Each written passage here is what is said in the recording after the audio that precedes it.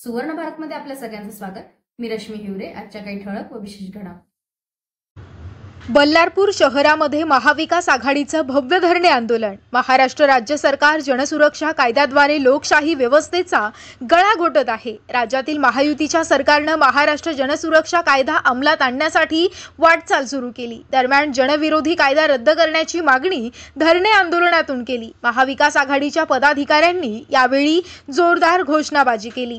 बल्लारपूर येथील नगरपालिकेच्या समोर हे धरणे आंदोलन केलं। महाराष्ट्र राज्य पुरोगामी राज्य म्हणून ओळखलं जातं।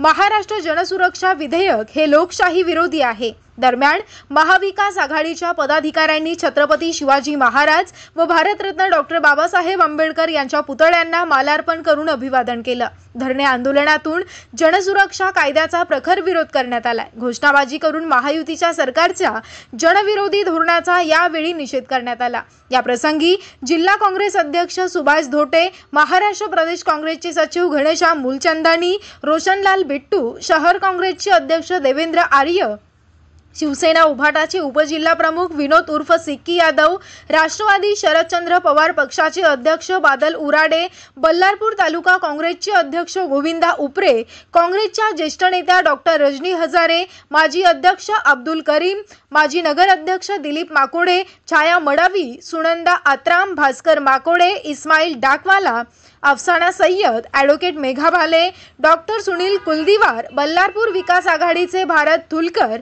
युवक काँग्रेस प्रदेश महासचिव चेतन गेडाम, शफाक शेख, युवक काँग्रेस विधानसभा अध्यक्ष अरबाज सिद्दीकी, ॲडव्होकेट पवन मेश्राम, प्रकाश पाठक, बाबा साहू, कल्पना गोरघाटे, नरेश आनंद, ज्योती गहलोत, मीनाक्षी गलगट यांसह महाविकास आघाडीच्या पदाधिकाऱ्यांना आणि कार्यकर्ते उपस्थित होते।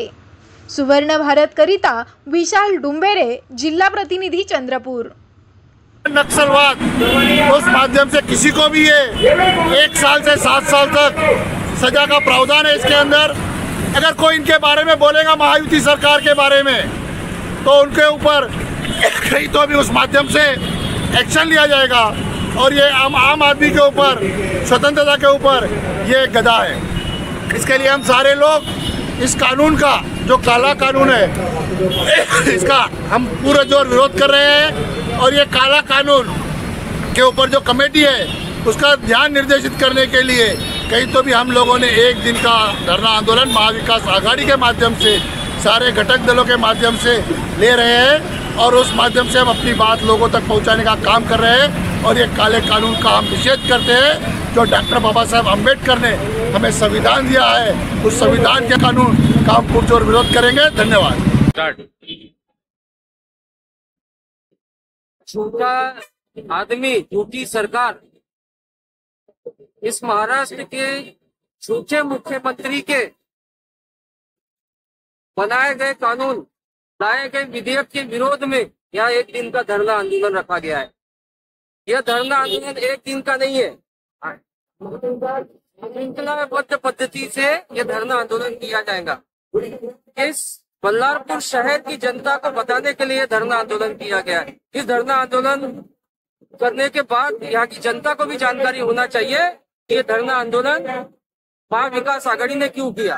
कांग्रेस पक्ष, हमारे आदरणीय उद्धव बाळासाहेब ठाकरे उनका पक्ष, शरद चंद्र पवार जी के पक्ष के सभी पदाधिकारी का यहाँ पर उपस्थित हुए हैं। इस धरने का उद्देश्य ये है, इन्होंने एक नया विधेयक लाया, वो विधेयक अभी उन्होंने पास किया। उस विधेयक में ऐसा दिया गया है कि अगर कोई व्यक्ति या वो संगठना अगर सरकार के खिलाफ में कुछ बोलती है तो उसके ऊपर सरकार कायदेशीर कार्रवाई करने के लिए कटिबद्ध है। ये ऐसा उन्होंने बताया था।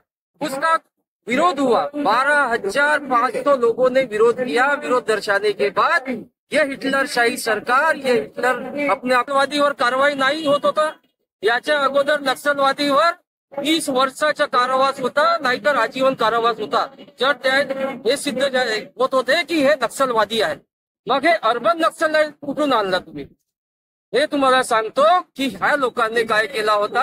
आता ईडीची जे धाड प्रत्येक नेत्यावर टाकत होते, आमचे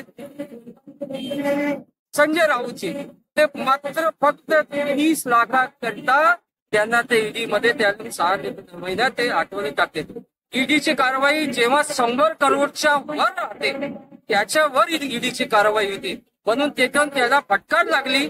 आता या देशात हा झुटा माणूस, मला एक सांगा, मी सरळ तर मी सांगतो, ह्या झुटा माणसाने हे सांगितलं होतं की मी जसं सत्तेमध्ये येईल तसं सरसकट मी कास्तकार लोकांच्या कर्जमाफी करेल. कुठे गेला कर्जमाफी, कुठे झाली?